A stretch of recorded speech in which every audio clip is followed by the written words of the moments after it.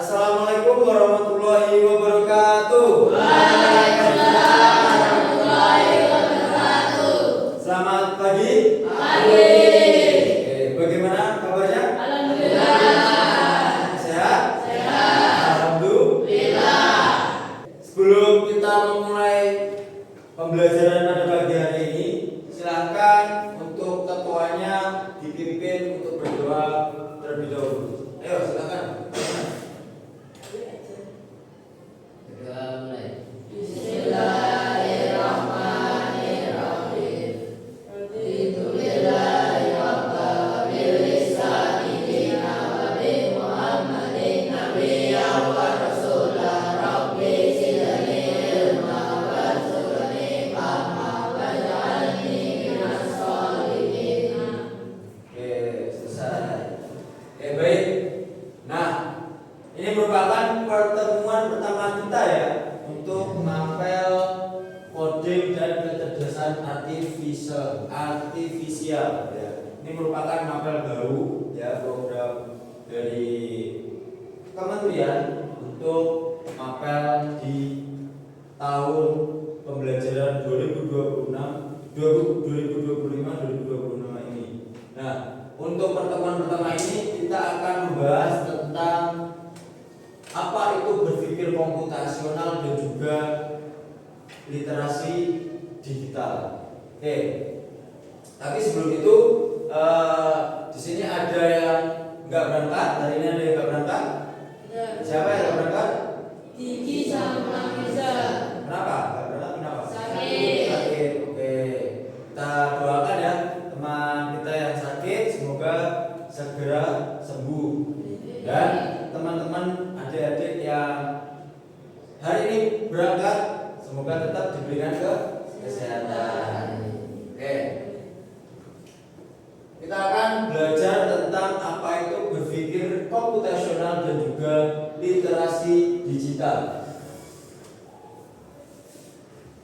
Oke, sebelum kita masuk ke materi, silakan kalian simak terlebih dahulu ya video yang ada di layar.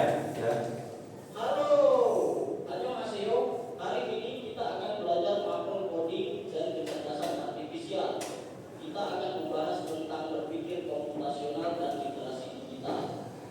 Berpikir komputasional adalah cara berpikir logis dan terstruktur untuk menyelesaikan masalah. Kita belajar memecah masalah besar menjadi bagian kecil, mengenali pola dan menemukan solusi yang efisien. Sedangkan literasi digital adalah kemampuan menggunakan teknologi dan informasi digital dengan cerdas, aman, dan bertanggung jawab. Ini bukan hanya soal memakai komputer atau internet, tetapi juga bagaimana kita mencari informasi yang benar serta berkomunikasi dengan etis di dunia maya. Dengan menguasai keduanya, kita bisa menjadi generasi yang kreatif, kritis, dan siap menghadapi tantangan era digital. Let's study with enthusiasm today. Oke. Dari Kak Febri mau tanya ya, dari video ini merupakan video apa? Ini video apa? Maksudnya karakternya ini karakter apa? Bukan AI. Maksudnya karakternya itu kartun atau apa gitu loh. Ini karakternya apa? Namanya berarti kartun atau animasi. Oke, Kak Febri tanya. Kalian percaya nggak kalau Kak Febri bikin video ini hanya dengan menggunakan perintah tulisan? Kalian percaya nggak? Percaya. Kenapa kok percaya? Apa? Dengan apa? Dengan baik, oke, benar juga dengan tidak. Oke. Nah, jadi Kak Febri biasanya kita yang membuat video itu effort ya, terus ngedit satu-satu. Tapi apalagi ini animasi ya, animasi itu kan membutuhkan software yang namanya software cukup besar ya, kapasitasnya dan juga komputernya itu cukup menggunakan komputer yang spek tinggi. Nah, tapi di era zaman sekarang ini Kak Febri bisa membuat sebuah video animasi ya hanya dengan menggunakan tulisan. Dan ini hasilnya seperti ini, sesuai dengan apa yang Kak Febri inginkan. Dan juga Kak Febri gak perlu ngomong untuk isi suaranya, Kak Febri gak perlu desain karakternya. Ini foto Kak Febri, ya ini foto Kak Febri yang dirubah menjadi sebuah kartun atau 3D, terus dibuat menjadi animasi. Dan kita lihat tadi videonya bisa berbicara sesuai dengan mulutnya, berbicara sesuai dengan kata-kata yang dikeluarkan. Nah, itulah kenapa sekarang ada namanya mapel baru, yaitu KKA atau Coding dan Kecerdasan Artifisial. Nah, itu bertujuan untuk supaya kalian-kalian ini sebagai generasi bangsa itu setidaknya mengerti dan melek akan teknologi. Itu ya, paham ya? Jadi kita membuat video animasi sekarang bisa hanya dengan menggunakan tulisan. Oke, kita lanjut. Oke, ada yang kenal? Ada yang tahu? Beliau siapa? Ada yang tahu? Katakan. Ini Bapak Menteri eranya Pak Jokowi kemarin, Menteri Pendidikan. Gak ada yang tahu? Ini adalah Bapak Nadiem Makarim. Beliau ini yang selain yang dulu itu pemerintahnya Pak Jokowi kemarin itu merupakan Menteri Pendidikan kita, yang juga membuat kurikulum menjadi kurikulum merdeka, itu kan beliau. Beliau ini adalah pendiri atau owner, ya, pendiri dari aplikasi Gojek. Ada yang tahu Gojek? Ada yang pernah pakai Gojek? Belum? Jadi beliau ini merupakan pendiri Gojek. Terus hubungannya dengan pembelajaran kita apakah? Nah, kita akan belajar tentang berpikir komputasional dan juga literasi. Nah, tujuan dari pembelajaran kita itu peserta didik mampu memahami dan menerapkan konsep berpikir komputasional, yaitu dekomposisi, pola, abstraksi, algoritma, serta literasi digital, akses, analisis, evaluasi, kreasi, dan etika digital untuk menyelesaikan masalah secara kritis, kreatif, kolaboratif, dan bertanggung jawab dalam kehidupan sehari-hari maupun pembelajaran berbasis teknologi. Nah, walaupun Bapak Nadiem Makarim ini bukan seorang pembuat aplikasinya atau programmer, tapi dia itu pendirinya ya, yang mempunyai ide awalnya untuk aplikasi Gojek itu. Nah, itu berkaitan dengan yang akan kita pelajari, yaitu berpikir komputasional dan juga literasi digital. Apa kaitannya?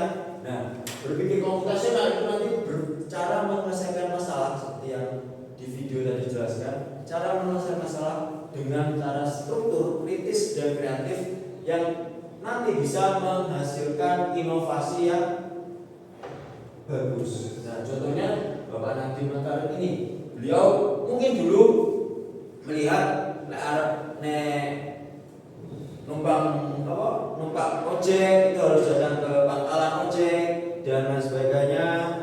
Nah, dia pengen dari permasalahan itu, mungkin dia pengen cari cara simpel. Akhirnya dia punya ide untuk membuat sebuah aplikasi Gojek itu. Nah, itu kenapa pentingnya kita belajar berpikir komputasional, agar kita saat menyelesaikan masalah itu bisa terstruktur dan juga terperinci. Oke, kita lanjut. Oke, apa itu berpikir komputasional? Tadi di video awal sudah dijelaskan apa itu berpikir komputasional. Ada yang tadi yang memperhatikan apa tadi berpikir komputasional? Ayo. Apa berpikir komputasional tadi? Tadi sudah dijelaskan di video awal. Lupa? Oke.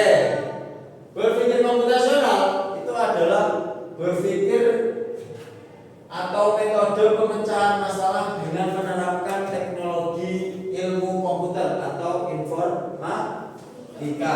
Jadi kita memecahkan masalah itu menggunakan sistem kerja dari kayak komputer, karena komputasional ini berasal dari kata komputer, ya, komputasional, komputer. Nah, berpikir komputasional juga dapat diartikan sebagai konsep tentang cara menemukan masalah yang ada di sekitar dengan mengamati lalu mengembangkan solusi pemecahan masalah. Ini adalah keterampilan dasar yang harus dimiliki oleh kita, ya. Karena bukan hanya programmer saja yang harus berpikir itu secara komputasional, tapi kita itu juga harus, kalau bisa itu harus berpikir komputasional dalam menghadapi masalah di kehidupan sehari-hari kita. Selanjutnya, 4 pilar utama dari berpikir komputasional, ya, itu ada dekomposisi, ada pengenalan pola, ada abstraksi, dan juga ada algoritma. Apa itu? Dari keempat itu apa sih pengertiannya masing-masing?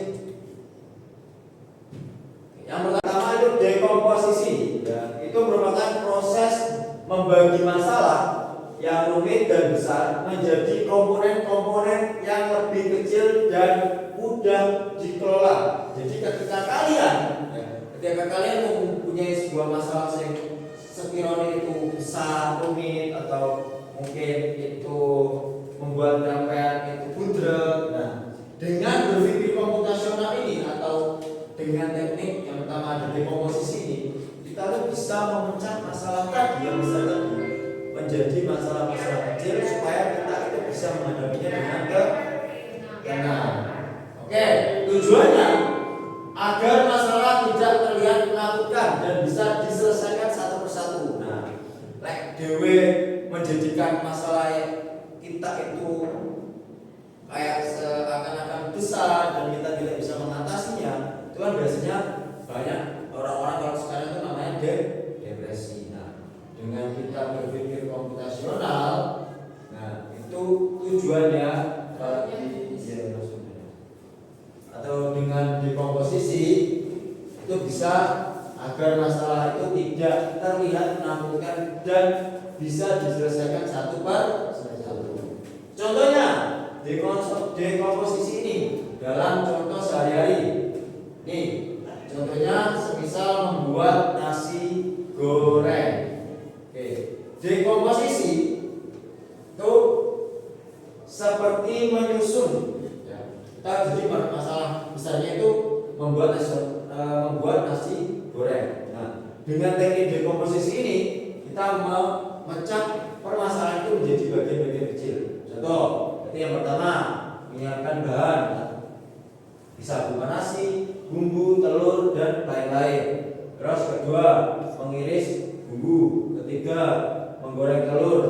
Lanjut, keempat, menumis bumbu. Kelima, mencampur semua bahan dan memasaknya. Nah, itu merupakan teknik dari dekomposisi. Jadi dari permasalahan yang besar, permasalahan utama tadi yaitu membuat nasi goreng, itu kita pecah menjadi bagian-bagian terkecil. Paham sampai sini? Kita lanjut. Yang kedua, yang pertama tadi kan dekomposisi, 4 pilar yang penting dalam berpikir komputasional. Yang kedua itu ada pengenalan pola. Nah, pengenalan pola ini yaitu kemampuan untuk mengidentifikasi pola, tren, atau paralel dalam data atau di antara masalah-masalah kecil yang telah dipecah. Tujuannya membuat solusi menjadi lebih efisien. Jika kita menemukan pola, kita bisa menyelesaikan masalah serupa dengan cara yang sama. Nah, jadi pengenalan pola ini, contohnya saat membuat nasi goreng, langkah menumis bumbu memiliki pola yang sama, yaitu memanaskan minyak, masukkan bumbu, aduk hingga harum. Nah,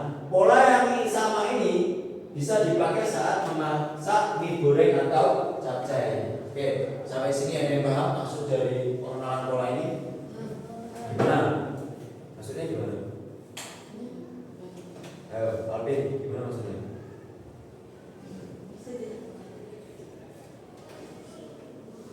Gimana?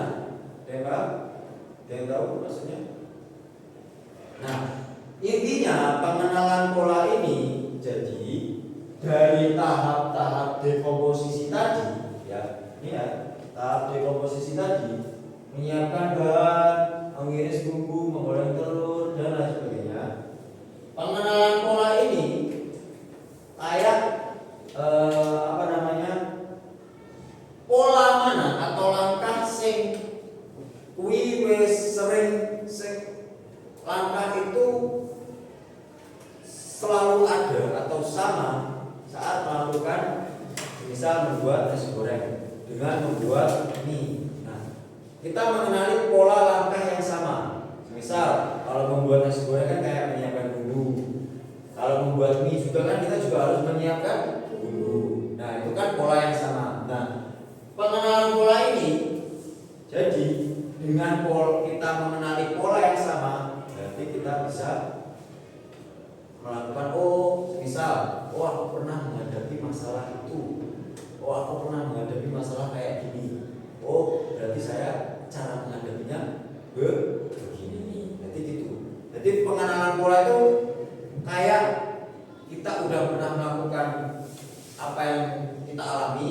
Nah, jadi kita tuh bisa menghadapinya atau menghindarinya dengan baik. Selanjutnya abstraksi. Nah, yang ketiga yaitu abstraksi, yaitu prosedur untuk menghilangkan data yang tidak relevan atau berlebihan dan berkonsentrasi secara eksklusif pada fakta-fakta yang paling krusial. Tujuannya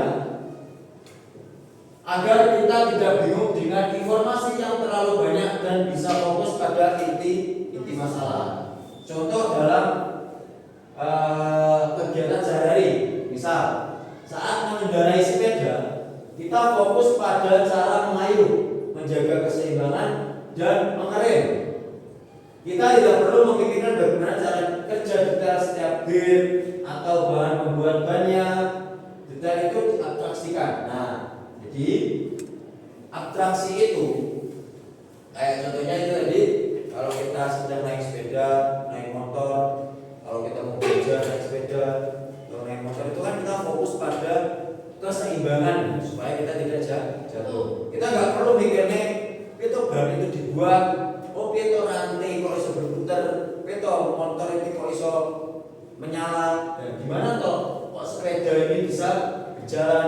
Kita tidak perlu memikirkan itu, ya. Tapi kita hanya perlu memikirkan hal-hal yang penting untuk kita bisa naik sepeda. Nah, untuk apa? Gimana gear itu bisa berjalan, mobil itu bisa berjalan, itu diabstraksikan atau tidak diadakan. Nah, ini tidak dianggap penting sama kita. Kita hanya berfokus pada yang penting, kayak gimana caranya naik sepeda. Oke, yang terakhir yaitu algoritma. Ya, 4 pilar penting dalam berpikir komputasional, yaitu ada algoritma. Oke, algoritma itu merupakan serangkaian langkah-langkah atau aturan yang jelas dan berurutan untuk menyelesaikan suatu masalah. Ya, algoritma ini adalah hasil lahir dari 3 pilar sebelumnya. Jadi algoritma ini hasil dari 3 komponen tadi, yaitu dekomposisi, pengenalan pola, dan juga abstraksi. Nah, jadi hasil dari 3 pilar tadi itu menjadi algoritma. Ciri algoritma yang baik, urutannya jelas, tidak ambigu atau tidak memiliki arti ganda, pasti berhenti setelah masalah selesai. Contoh dalam kehidupan sehari-hari, kegiatan sehari-hari. Yang satu, membuat resep makanan, petunjuk perakitan mainan, atau tutorial cara melakukan sesuatu. Sampean pernah beli snack atau jajan? Pernah kan? Pernah beli mainan kan, mainan rakit itu pernah. Nah, itu kan kalau di snack itu kan ada namanya cara menyajikan biasanya, ya kayak beli instan misalnya ada cara tutorial atau cara penyajiannya. Nah, itu bisa dikatakan algoritma. Jadi algoritma itu urutan atau langkah-langkah kita memecahkan suatu masalah. Misal kalau sampean ini kan di pondok, nah bagaimana caranya mengatur waktu yang baik supaya sekolah umumnya formalnya itu tetap berjalan dengan baik, mendapat nilai dengan baik, dan juga sekolah diniahnya itu juga tidak terbengkalai atau terganggu. Nah, itu bisa kalian membuat rangkaian atau algoritmanya. Misal saya jam 5.00 bangun, terus sholat subuh, sebagainya sampai kegiatan akhir malam itu. Nah, itu bisa sampai urutkan atau buat algoritmanya. Supaya apa? Supaya yaitu tadi tidak terganggu atau tidak terkalahkan atau tidak terbengkalai salah satunya. Jadi formalnya tetap berjalan dengan baik, dunianya juga berjalan. Oke, sampai di sini paham ya? Oke, jadi tadi 4 pilar dari berpikir komputasional tadi apa? Yang pertama, ya, dekomposisi. Terus ada yang kedua,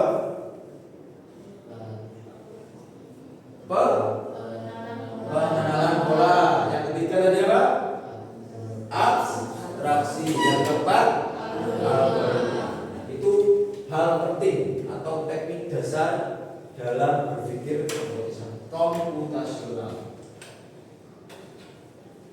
Oke, contoh penerapan dalam kehidupan siswa. Misal, masalah besarnya itu ada masalah mengerjakan presentasi IPA tentang sistem pencernaan manusia. Nah, dekomposisi, ya, cara pemecahan masalah secara dekomposisi itu yang pertama mencari materi, bisa mulut, lambung, usus dan lain-lain. Yang kedua membuat slide presentasi, entah itu di Canva, entah itu di Microsoft PowerPoint. Yang ketiga mendesain tampilan slide. Yang keempat berlatih presentasi. Yang kelima membagi tugas setiap anggota. Ini cara berpikir dengan teknik dekomposisi. Jadi kita mengurutkan. Oh, saya harus ini, saya harus ini, saya harus ini. Yang kedua dengan cara pengenalan pola pembuatan setiap slide sama, ya, yaitu judul, gambar, poin-poin penting. Nah, jadi kita membuat pola. Oh, ketika membuat slide presentasi itu apa sih yang harus dilakukan dulu? Oh, pertama buat judul, dua membuat gambar yang menarik, terus mencari materi, terus poin-poin yang penting. Terus dengan cara abstraksi. Cara abstraksi ini fokus pada fungsi utama setiap organ. Tidak perlu menghafal semua nama enzim yang terlalu detail untuk level SMP misalnya. Jadi abstraksi ini ketika kalian membuat presentasi, ya kalian hanya fokus pada fungsi organ. Misal mulut, oh mulut fungsinya untuk makan, untuk minum dan sebagainya. Tidak usah dijelaskan secara terperinci. Untuk presentasinya nanti seperti itu. Oh, jantung itu gunanya seperti ini. Oh, nanti ketika saya presentasi hanya menjelaskan oh jantung itu fungsinya untuk ini. Tidak usah dijelaskan jantung adalah gini. Terus selanjutnya yang terakhir itu dengan cara algoritma. Jadi kita membuat jadwal kerja. Misal hari 1 kumpul materi dan bagi tugas. Hari kedua, ketiga setiap anak membuat bagian slide-nya. Hari keempat menggabungkan dan mendesain slide. Hari kelima latihan presentasi bersama. Nah, itu tadi contoh dari pemecahan masalah dengan cara berpikir komputasional. Contohnya masalahnya tadi ada tugas presentasi IPA, ya, yaitu tentang sistem pencernaan manusia. Nah, dengan cara berpikir dekomposisi, dengan langkah dekomposisi, pengenalan pola, terus ada abstraksi dan algoritma. Nah, selanjutnya manfaat dari berpikir komputasional. Nah, yang pertama kita bisa melatih kemampuan berpikir logis dan terstruktur. Jadi dengan berpikir komputasional itu bisa melatih kemampuan berpikir logis kita. Terus bisa membantumu merencanakan sesuatu dengan efektif dan efisien. Terus menjadi pondasi penting jika kamu tertarik pada bidang sains, teknologi, teknik, dan matematika di masa depan. Terus meningkatkan kreativitas dalam mencari solusi. Dan yang terakhir, membuatmu menjadi pemecah masalah atau problem solver yang lebih baik. Jadi manfaat dari berpikir komputasional. Jadi mulai saat ini, ya, mulai setelah ini kalian harus lebih, kalau menghadapi suatu permasalahan, entah permasalahan apapun itu, dalam mungkin hafalan kitab ataupun sekolah formal, mulai menerapkan dengan cara berpikir komputasional tadi dengan 4 pilar tadi, ya, dekomposisi, pengenalan pola, abstraksi, dan algoritma. Oke, itu tadi penjelasan singkat, ya, pengenalan awal tentang berpikir komputasional. Untuk lebih rincinya kita bahas di pertemuan berikutnya. Nah, ini tampaknya kok ngantuk kok wajah-wajahnya, ya, pagi-pagi belum sarapan, ngantuk ya. Nah, kita SG dulu, oke? Biar otak kita tetap refresh dan tubuh kita enggak ngantuk. Semuanya berdiri. Dan nanti tinggal ikuti video yang ada di, berdiri aja di depan meja ini. Berdiri semuanya. Oke, sudah siap? Kita ikuti yang ada di video, ya. 1, 2, 3.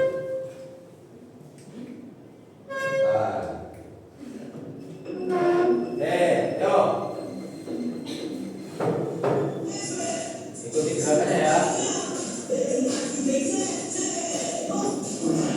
Sini tangannya, sokit.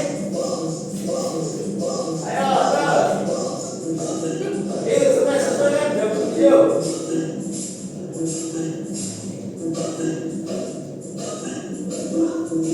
Pulang.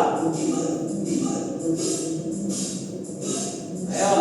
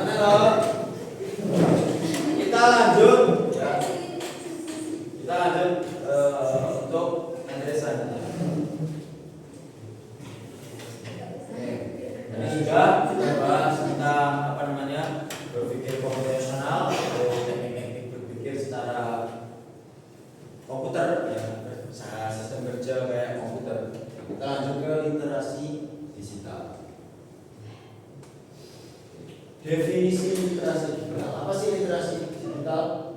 Definisi literasi digital adalah kemampuan menggunakan teknologi, alat digital, dan informasi dengan bijak, efektif, dan bertanggung jawab. Nah, karena zaman sekarang ini kan sudah zamannya sampean, generasi sampean ini kan zamannya era era apa? Ya, era digital. Kita tidak bisa lepas dari yang namanya digital, entah itu HP, laptop, dan lain sebagainya. Nah, bagaimana kita belajar literasi digital ini supaya apa? Supaya kita lebih bijak untuk menggunakan gadget dan juga platform-platform media sosial, supaya tidak terjerumus ke hal-hal yang negatif. Karena digital itu kayak mata pedang, bisa negatif dan juga bisa positif. Bagaimana tergantung kita cara menggunakannya. Terus komponen utama dari literasi digital yaitu mengakses informasi digital, menganalisis dan mengevaluasi, berbagi dan berkreasi secara aman. Lanjut, mengapa literasi digital itu penting untuk siswa? Karena akses ke informasi, ya, kalian bisa belajar hanya dengan mengetik pencarian. Apalagi sekarang ada namanya AI, yaitu chat, GPT dan sebagainya. Lebih mudah untuk mencari informasi. Terus pengembangan keterampilan. Terus ada keamanan digital. Kalian bisa menghindari hoax, nggak percaya berita-berita hoax. Ya, berita apalagi sekarang video bisa dibuat dimanipulasi dengan AI dengan mudahnya. Nah, dengan kita belajar digital, literasi digital, kalian bisa lebih memilih atau memilah berita-berita yang bagus. Terus cyberbullying dan penipuan online, ini supaya kita terhindar dari hal-hal yang seperti itu. Akhirnya persiapan masa depan, pekerjaan masa depan membutuhkan pemahaman teknologi. Jadi kita biar melek teknologi supaya kita tidak ketinggalan zaman atau saya ngaran ini budek ya, budek atau kurang update.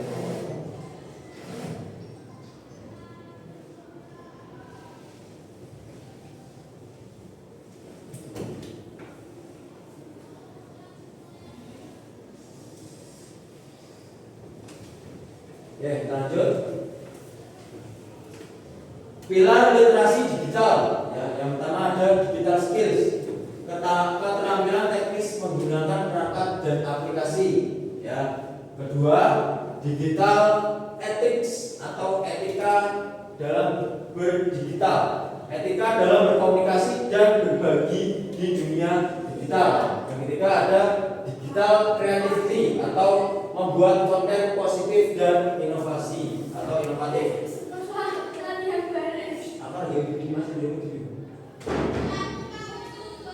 Keterampilan literasi digital, ya, yang pertama mengakses informasi, menemukan sumber yang kredibel atau perpustakaan digital, komunikasi efektif menggunakan email, video call, dan media digital dengan baik. Lanjut, tantangan literasi digital di kalangan siswa. Yang pertama itu kurangnya pemahaman tentang keamanan digital. Yang kedua, hoax dan informasi palsu yang mudah dipercaya. Nah, kalau kita tidak belajar namanya literasi digital, pasti anak-anak muda zaman sekarang kan pokok FOMO ini pokok percayaan, ya, dengan berita-berita entah itu benar atau enggak, ditelan mentah-mentah aja, ya. Makanya kita perlu yang namanya belajar tentang literasi digital supaya kita bisa memilah ya berita-berita hoax atau berita-berita yang tidak baik. Penggunaan media sosial berlebihan yang berdampak. Nah, kayak sama-sama ini mesti dolanan HP KPP juga sih, ya. Dolanan HP ini enggak nilai waktu. Pokoknya lah kayak ke HP nilai gitu, game, kali makan, kali ngombe, kali turu gitu. Selanjutnya etika digital yang belum sepenuhnya dipahami. Oke, tips menggunakan internet dengan aman. 1. Jangan bagikan informasi pribadi sembarangan, ya, entah itu nomor HP, email, alamat rumah sampean dan lain sebagainya. Pokok informasi pribadi di media sosial itu jangan sampai disebarkan. Kok pas sampai PDKT, kok mungkin dolanan dating apps, kok sampai menyebarkan informasi pribadi. Ya pokoknya seperti kayak tadi, nomor dan sebagainya. Itu jangan disebarkan. 2. Gunakan kata sandi yang kuat. Kalau kalian membuat sebuah akun, gunakan sandi yang memang kuat. Cuma 1, 2, 3, 4, 5, 6. Oh 5, 6, 7, 8, 9, 10. Hati-hati dengan hoax dan phishing. Nah ini sangat berbahaya ya. Biasanya phishing itu link phishing itu bisa mencuri isi ATM. Kebanyakannya ATM hilang itu biasanya mengklik link phishing. Dengan link phishing, ketika link phishing itu diklik, dia bisa mengakses apa yang ada di HP kita. Jadi harus berhati-hati. Lindungi privasi Anda di media sosial. Pokok jangan sering mengumbar di media sosial atau mengumbar apapun. Harus tahu batasan. Inovasi literasi digital. Itu ada penggunaan LMS, gamifikasi, proyek kolaborasi digital, konsep keamanan digital. Melanjut agak cepatkan saja karena ini cuma teori-teori sedikit. Contoh aktivitas literasi digital yaitu membuat presentasi, membuat blog atau artikel edukasi, proyek kolaborasi online. Jadi kesimpulannya, tadi berpikir komputasional tadi apa?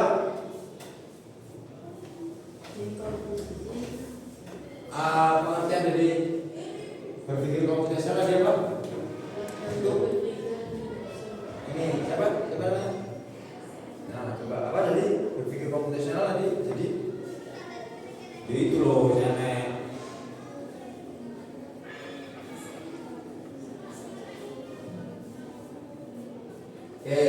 Jadi berpikir komputasional itu adalah alat bantu atau teknik berpikir yang bisa digunakan siapa saja untuk menghadapi tantangan apapun. Jadi kesimpulannya itu. Jadi 4 pilar dari berpikir komputasional tadi apa? Ada apa saja? Dekomposisi, pengenalan pola, abstraksi dan algoritma.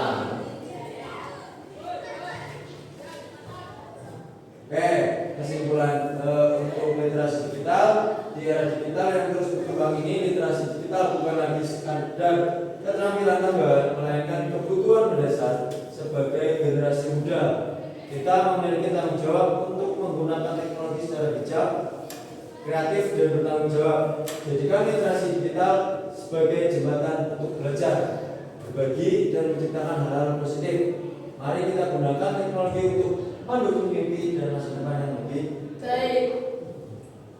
Oke, nah ini yang ditunggu-tunggu ya.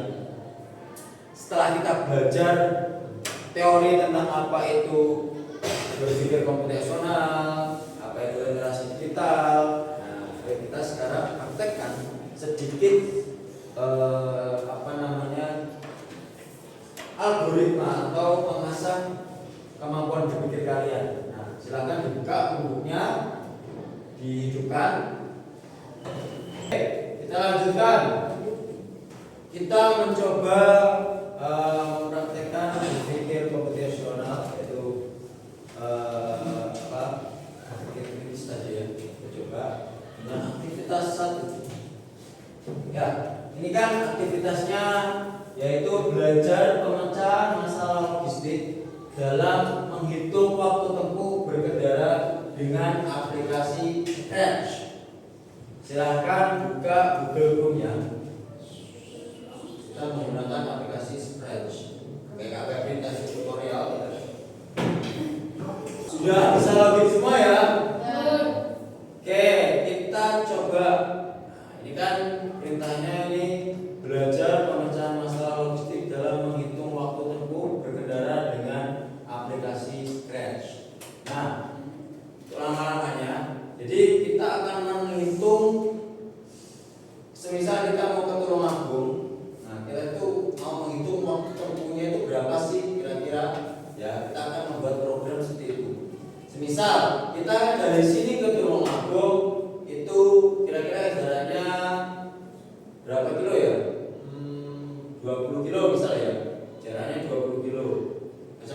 kita yang gunakan 45 km per jam. Nah, terus nanti kita hitung waktu tempuh yang kita butuhkan. Nah, oke, kalian nanti akan membuat seperti ini di aplikasi Scratch. Caranya, pertama buat ini klik yang create atau buat kalau yang bahasanya Indonesia, diklik ya.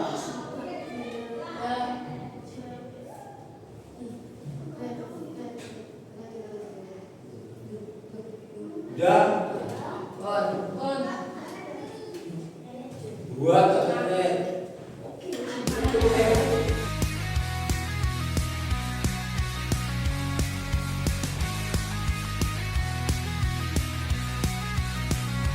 di depan layar, jari menari, menulis kode bukan lagi hayali. Baris demi baris, terang mentari, membuka dunia yang penuh arti. Error datang, tak gentar hati, karena setiap book adalah pelajaran. Belajar terus tanpa henti, merajut masa depan dengan logika dan harapan. Baik demi baik kita bangun hari, air pun menyanyi dalam logika yang variatif. Jangan berhenti, masih banyak misteri. Mari semangat, belajar coding dari masa depan yang bermakna. Dari Python ke JavaScript, kecerdasan menjadi sahabat kita. Honor adalah senjata, logika adalah lagu kita. Mari terus berkarya untuk dunia yang lebih cerdas. Neural network, mesin yang belajar dari data kita, ia jadi lebih pintar. Machine learning, suara yang bergetar, menjawab tantangan zaman yang semakin jauh. Kita bukan cuma programmer, kita adalah pemimpi yang nyata. Ubah dunia dengan diploma dan jadi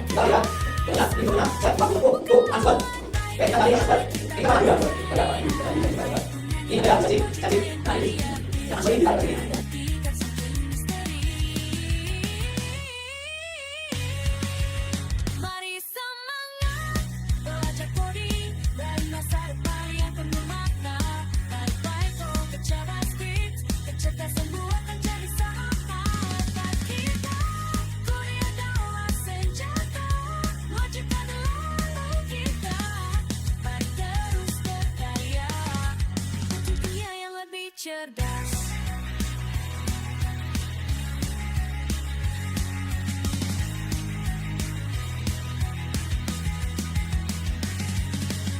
Saat semua terasa berat, ingatlah impian yang kita ukir. Setiap baris adalah jejak menuju dunia tanpa batas dan warna.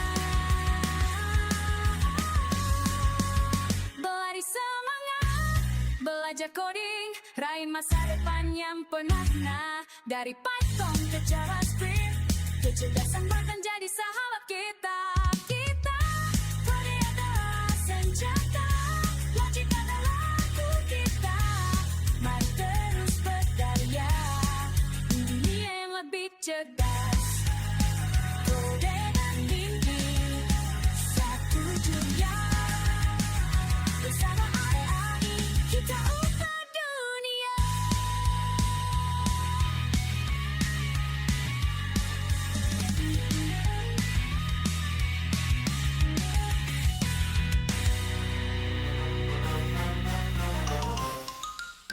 Ayo belajar coding, ayo belajar raih masa depan cemerlang, mari kita raih. SD dan SMP semangat berkreasi, dengan teknologi kita bisa berprestasi.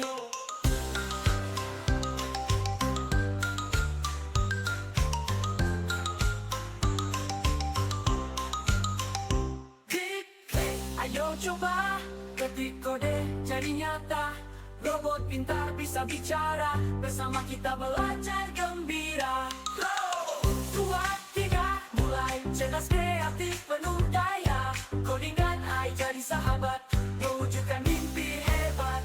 Ayo belajar coding, ayo belajar raih masa depan cemerlang, mari kita raih. SD dan SMP semangat berkreasi, dengan teknologi kita bisa berprestasi.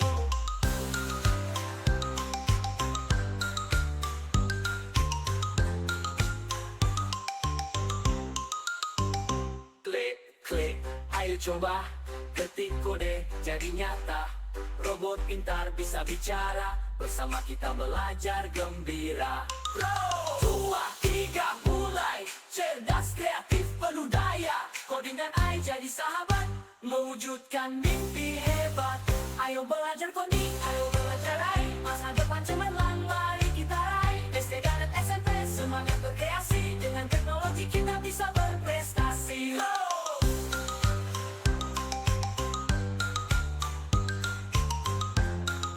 Ayo belajar coding, ayo belajar AI. Masa depan cemerlang, mari kita raih. SD dan SMP semangat berkreasi. Dengan teknologi kita bisa berprestasi.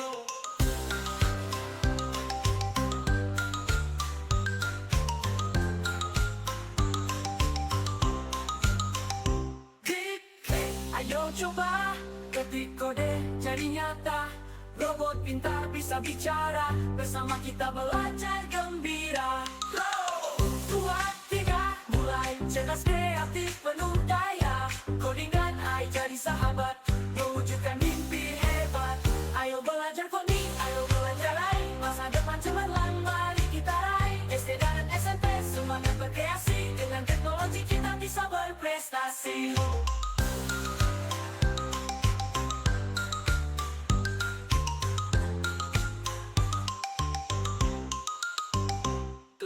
Klik, ayo coba ketik kode jadi nyata. Robot pintar bisa bicara. Sudah? Sudah selesai siapa? Kalau sudah selesai coba bawa sini. Bawa sini.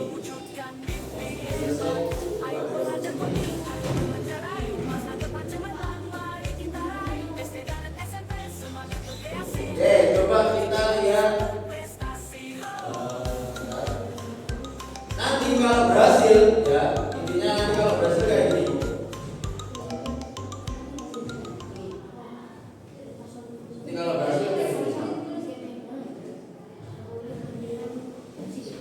Oke, kita coba. Coba semua perhatikan di sini. Coba perhatikan di sini. Dulu. Coba perhatikan di sini. Kita coba ya perhitungannya apakah berhasil. Oke, masukkan waktu tempuh. Misal waktu tempuhnya ini waktu tempuh kan rumusnya tadi kayak gini ya. Waktu tempuh kan ini rumusnya jarak dibagi kecepatan rata-rata ya. Oke, kita buat contoh ini aja. Jaraknya 100 km dan kecepatan rata-ratanya 60 km per jam. Maka waktu tempuhnya 100 dibagi 60 1,67 jam. Oke, kita coba masukkan. Waktu tempuhnya 1,67. Ini dalam jam ya. Terus enter. Nah, terus waktu estimasi macet, tambahkan waktu ekstra sebagai faktor eksternal, mempertimbangkan faktor seperti kemacetan dan lain-lain. Itu sekitar 30 menit. Nah, kita jadikan jam ya. 30 menit dijadikan jam. Berarti kalau 30 menit itu berapa? Kalau dijadikan jam berapa? Hitungnya 30 bagi 60 berarti ya. Berarti 0,5. Oke, kita enter. Oke. Istirahat. Waktu istirahatnya 15 menit. Nah, 15 menit bagi 60 berarti 0,25. Enter. Nah, jadi keluar. Waktu perjalanan Anda 2,42 jam. Jadi yang kita buat tadi itu adalah sebuah aplikasi untuk menghitung waktu tempuh. Yo, ini coba kita lihat yang sequence berhasil ini. Siapa namanya? Cinta. Oke, lihat. Cinta, hasil karyanya Cinta.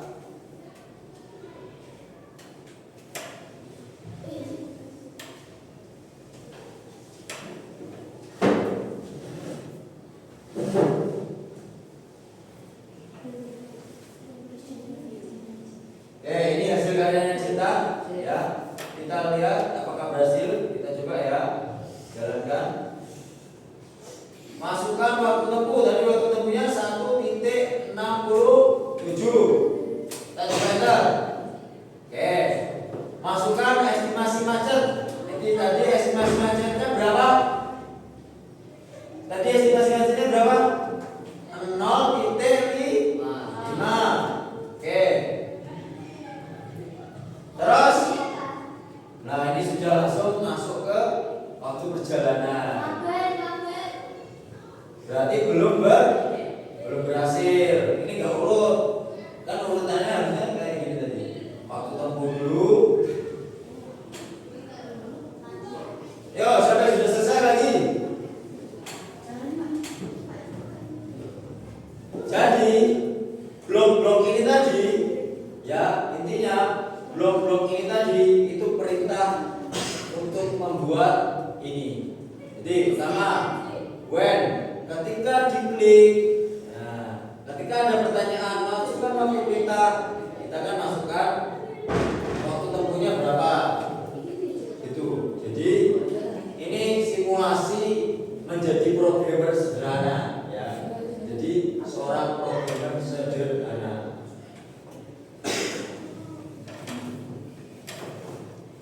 Oke, kita lanjut ke aktivitas kedua. Oke, menggunakan aplikasi digital, ya desain digital seperti Canva atau dan lain sebagainya. Siswa membuat poster kampanye singkat bertema bijak bermedia sosial atau ayo periksa kebenaran informasi. Nah, tapi kita coba memanfaatkan yang namanya AI, ya. Kita coba memanfaatkan AI untuk membuat sebuah poster. Oke, semuanya buka Chrome-nya lagi. Kita buka tabs baru ini ya. Di ujung ada tanda plus, ya kan? Buka tabs baru ini. Pilih tab baru. Kita coba ketikkan ChatGPT. Oke, ChatGPT. Kita masuk ke ChatGPT.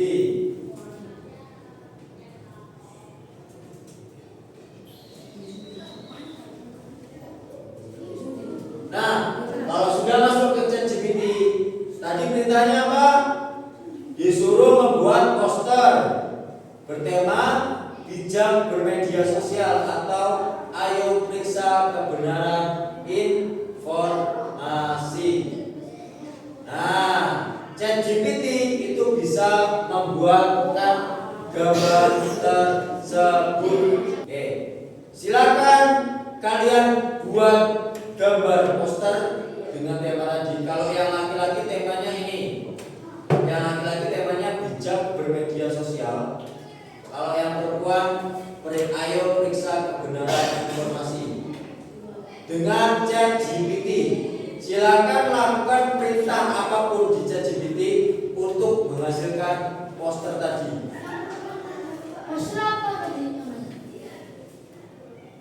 Yo ini, yang laki-laki temanya bijak bermedia sosial, yang perempuan ayo periksa kebenaran informasi. Silakan kalian perintahkan ChatGPT untuk membuat poster kampanye yang bertema bijak bermedia sosial. Nanti KPB lihat hasilnya gimana dari pembuatan ChatGPT. Yang laki-laki temanya bijak bermedia sosial, yang perempuan ayo periksa kebenaran informasi. Silakan kalian rangkai kata-kata perintahnya supaya menghasilkan gambar yang bagus. Oke, sudah bisa semua ya. Baik, yang sudah selesai berhasil membuat siapa? Coba bawa ke depan. Kita lihat. Ayo Sofian, coba. Sudah bawa sini. Kita lihat hasilnya. Bawa sini ayo. Ya, laptopnya.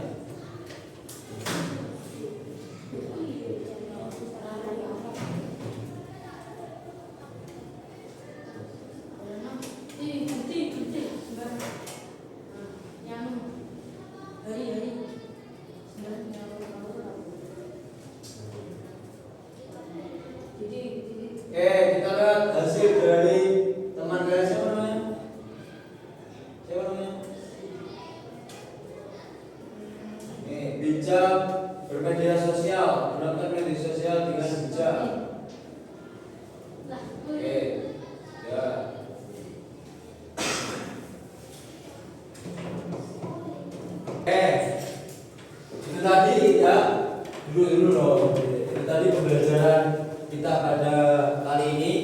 untuk pertemuan pertama yaitu perkenalan tentang berpikir komputasional dan juga literasi digital.